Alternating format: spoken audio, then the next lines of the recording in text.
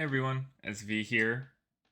We are a week out from the summer tournament 2025 officially kicking off when the pre-seed maps are drawn.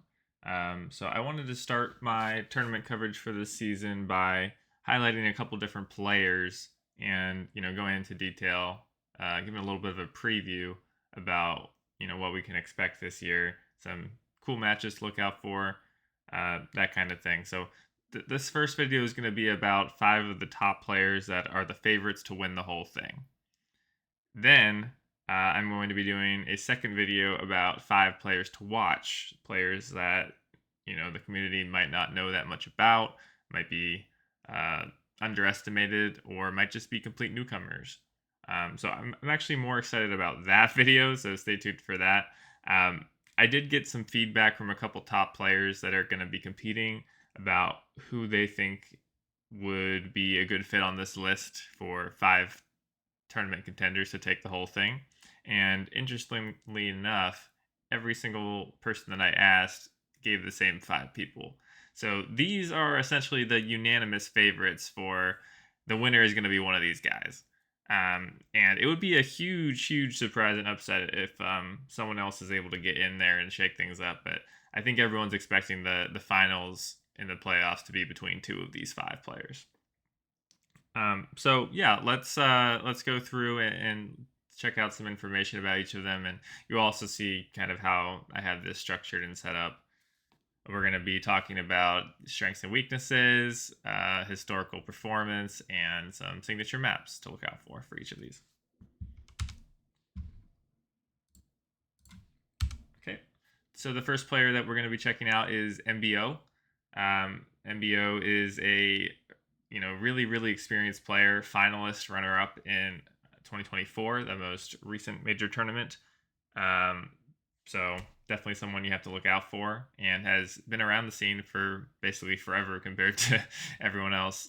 Has tournament results dating back better part of a decade at this point. MBO, when I think of him, is just a really really solid player. Well-rounded in all aspects, as you can see here from this radar chart that I put together for each player.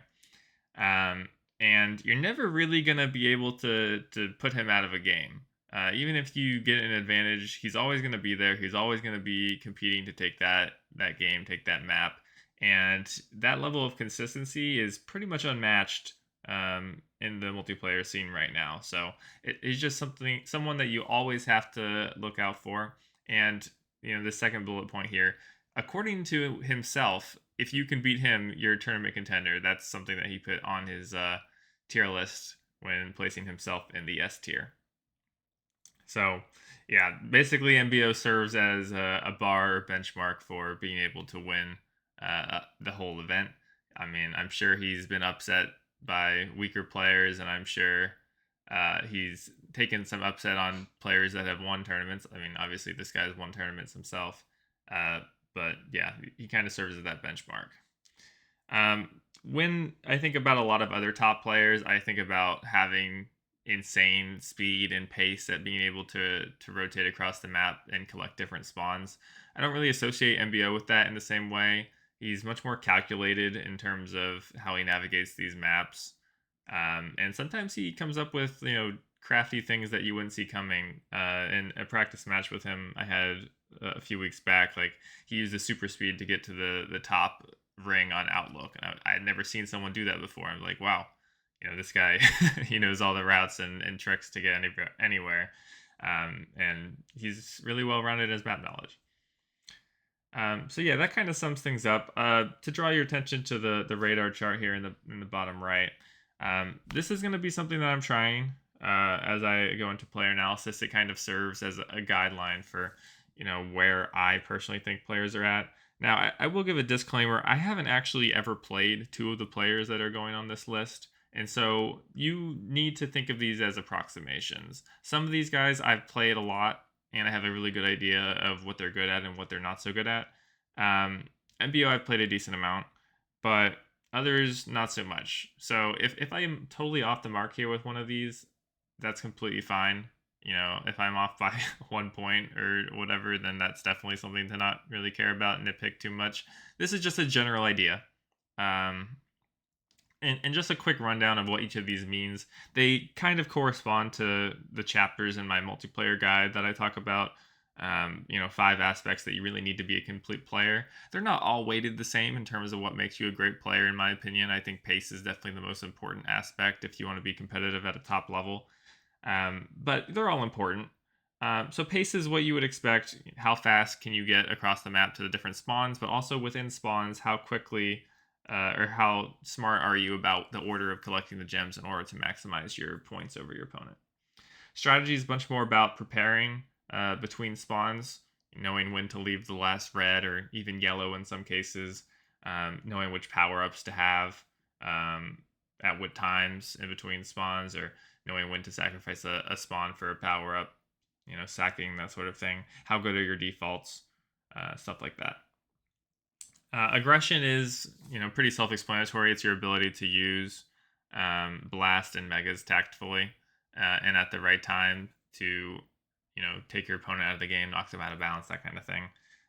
There's also instances where you can track your opponent's power-ups or deny your opponent's power-ups that I think fall into this category.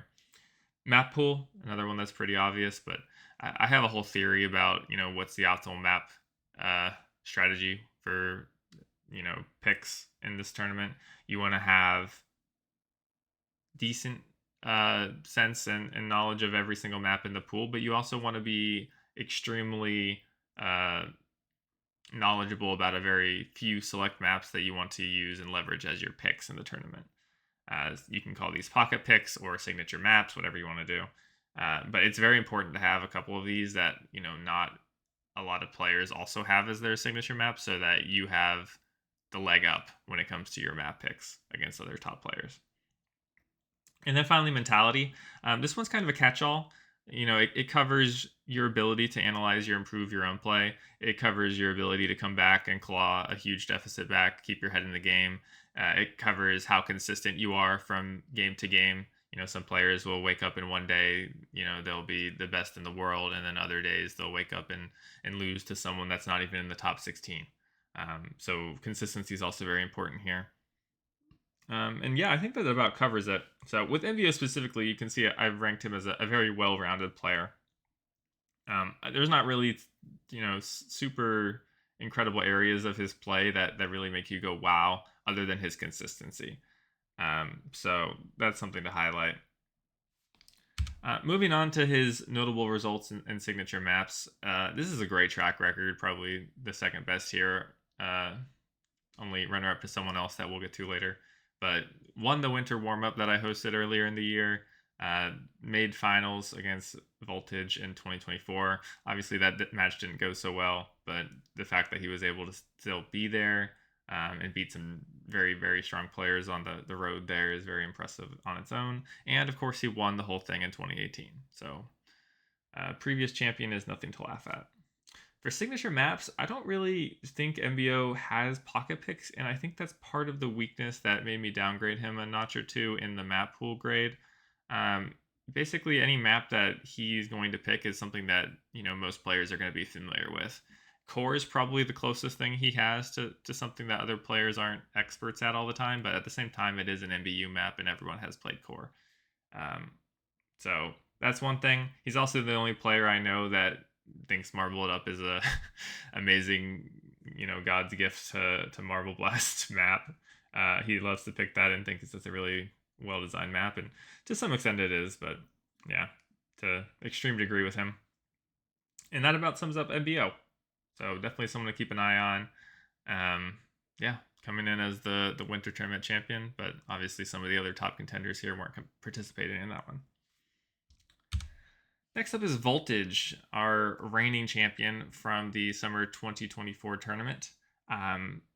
Disclaimer again, I have never played Voltage. I would love the opportunity to do so, but it doesn't seem like he's really been practicing much since the last tournament wrapped up. And, a lot of players, even top players, don't really play multiplayer apart from the annual tournament, so that's not all that surprising. Voltage, when I was talking to other people, the main thing that they highlighted was he is just one of the fastest players in the game. He knows how to get from spawn to spawn extremely quickly. He doesn't really make that many mistakes on his pathing or execution. which is really important. So I've given him a 9 for pace, probably a 10 at peak. But again, he hasn't really practiced, and I'm trying to grade this accurately as to where they are at today to give him a level playing field versus the other players that have been practicing. So, this is more of an approximation given I've never played them, but this is kind of what I've been described from other people. I did go back and watch some of his matches in the 2024 tournament, and pretty much lines up with this very well. He's kind of everyone's favorite to make a repeat. You kind of have to assume the reigning champion, if he's going to compete again, is one of the favorites at minimum. So that's kind of what people are looking at here as well. For accomplishments, he's actually kind of newer to the tournament scene, or maybe has been around a while but hasn't actually made deep runs in a lot of these tournaments more in the past than 2023. But, won 2024, top 8 in 2023, very good. For signature maps, Voltage kind of actually plays everything from what I've been able to tell. He has a really diverse range of picks that he's willing to pull out, especially in the Swiss stage versus a wider range of opponents. The one everyone associates him with is Marble Land. I think he's also very, very good at Ramps Revamped. A lot of top players are good at this map, and the fact that he's still willing to pick it against them and still win, very impressive. So that's Voltage. Next up, we have E-Guy. I've played E-Guy a decent amount, and, he has been at the top for a very, very long time. Always a competitor to win a tournament, and this year is not going to be any exception to that. What's impressed me with E-Guy is his ability to adapt and level up. I feel like when I started playing against him, he was definitely better. But he did have some weaknesses in his play. Maybe part of it was being just a little bit rusty, not playing since the tournament when he got knocked out earlier in the playoffs by Turk. But I feel like he's incorporated a lot more strategy and mega into his gameplay in the last year. That's really leveled him up as a player, making him a lot more rounded than just the really, really quick and flashy player that he is and has been for a long time. The thing that everyone knows about E-Guy, very unfortunate, and I don't take any fun in having to talk about it, is the fact that he is always runner-up in the tournaments that he competes in. At least 2024, I guess he didn't make it that far, but that's not really something to be excited about. So yeah, looking at the radar chart here, we've got a little bit less for mentality for that kind of reason. Very quick player though, 9, which is the fastest I have anyone here. Yeah. So this is probably the saddest slide in the whole deck here, but notable results. He's got runner-up in 2021, 2022, 2023, made the finals in all of them, which is extremely impressive, by the way. That's a better track record, in my opinion, than winning one of the tournaments and bombing out in 2 others. The fact that he's consistently at the top is really incredible. And also got the finalist runner-up in the winter warm-up tournament earlier this year. Seems to have some sort of mental block lately against MBO, so hopefully for him, that's not a matchup that he has to worry about this year. For signature maps, pretty flashy on Parkour Peaks, really well known for that one. Horizon is something that he probably should be picking more. It's a really, really strong map for him. He knows how to do all the snipes and trick shots, and when I play against him on this map, I'm always trying to learn from that. And then Sacred, he just has a really good handle of the spawn abuse here, as well as how to transition effectively across the map. Moving on, we have Zedron, not sure exactly how to pronounce this one, or Zeef, as people call him. Skipped a slide, it looks like. So yeah, Zedron is really, really good in single player as well as multiplayer, which you can't really say for everyone on this list. He has a ton of world records, which is really awesome, and is one of the highest rated players in the game. He's won the summer tournament 3 times, which is incredible. I'm pretty sure no one else has won multiple titles in this game. So the fact that he's won 3 is pretty much cemented him as the GOAT for the time being, which is really great status to have. He hasn't really played multiplayer at all, I think, since the end of the 2024 summer tournament. I have never seen him willfully in a multiplayer lobby. So correct me if I'm wrong, but yeah, I think he's just going to raw dog it, as they say, against the current crop of players. And not practicing, he's got a very select pool of maps, which is the ones that have been around for quite a while, the MBU ones, the classics. But he also is quite capable on some other maps that have just been around a while, like Architecture, he's known for. He's pulled out Parkour Peaks a few times. So he does have some non-MBU maps that he's willing to rotate in. I do have to downgrade him significantly on the map pool side, though, looking at the graph. Not only because PQ maps have been a weakness for him, from what I've heard, but also this tournament has had a lot of new maps added to the pool, and if he hasn't practiced any of those, that's going to be really exploitable. So, in my opinion, Zedron's coming in at probably the lowest point of anyone on this list, but I feel like he has the ability. Obviously, we all know that he has the ability to get up to speed as much as he wants to. The question for me is that motivation. Does he really have any interest in learning those maps at a rudimentary level, at least, to be able to be competitive against other top players? And from what I've seen from now, it seems like no. So we'll see if that changes. We'll keep an eye on it. We'll see if he warms up over the course of the tournament. Obviously, he's got the pre-seed and the first few weeks of games. That should be really easy warm up for him to get back into the swing of things. So yeah, we'll just have to keep a track on that. Notable results, easily the strongest track record of anyone here. We have 2019 champion, 2022 champion, 2023 champion, and won the third place in 2024, losing out to the eventual champion Voltage. For signature maps, he does play pretty much every MBU map and is willing to pull it out. But most certainly Sprawl is really, really hard to beat him on here. He also was willing to pick King of the Marble twice in the 2024 tournament, and he's played Marble City across the last few years. Definitely something in his wheelhouse. All right, 4 down, 1 to go. Last up, we have Mazik. Who is probably my favorite for the tournament at this point. It's between him and E-Guy for me. Voltage could definitely be up there once he gets back into the swing of things. It's just going to be a question again of motivation for these guys that I haven't played. So for Mazik, he is really, really good at solo hunt, really passionate about getting all the high scores on that, both in single player PQ and in the multiplayer scoreboard in some cases. But he's willing to throw countless hours at his time into getting the right RNG, which I respect the dedication on that. Obviously, he has great execution to be able to pull that off as well. He's really well known for the Platinum Quest maps, so stuff like Citadel, that is a little bit gimmicky and a lot of other players shy away from. Mazik is willing to have the pocket picks, which is really, really good and a huge advantage when it comes into matches against some of these players that only really play the annual tournament. You're going to have a big practice advantage and a map pool advantage over there. And recently, from the games that I play with him, he used to be just a really, really quick player, someone more akin to like a Voltage Light. But I feel like he's incorporated a lot more strategy and even some aggression into his play that's really leveled him up as a player. And so he's definitely going to be a top contender in this tournament. Looking at notable results, he kind of sat out the last few tourneys before 2024, made it to top 8 against